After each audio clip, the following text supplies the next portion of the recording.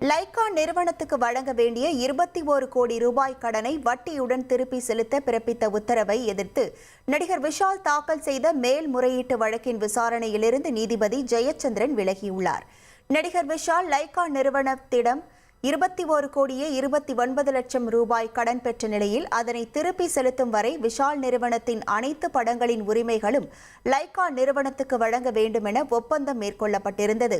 ஆனால் விஷால் ஒப்பந்தத்தை மீறியதாக தொடுக்கப்பட்ட வழக்கை விசாரித்த உயர்நீதிமன்றம் லைகா நிறுவனத்துக்கு வழங்க வேண்டிய கடனை 30% வட்டியுடன் வழங்க விஷால் தரப்புக்கு உத்தரவிட்டது. இந்த உத்தரவை எதிர்த்து விஷால் தரப்பில் தாக்கல் செய்யப்பட்ட மேல்முறையீட்டு வழக்கு நீதிபதிகள் ஜெயச்சந்திரன் மற்றும் மும்மிநேனி சுதீர்குமார் அமர்வில் விசாரணைக்கு வந்தது. அப்போது இந்த விவகாரம் தொடர்பான வழக்கை ஏற்கனவே விசாரித்து சில கருத்துக்களை தெரிவித்துள்ளதாக குறிப்பிட்ட நீதிபதி ஜெயச்சந்திரன் வழக்கை மாற்று அமர்வு முன் விசாரணைக்கு பட்டியலிட பதிவுத்துறைக்கு உத்தரவிட்டுள்ளார்.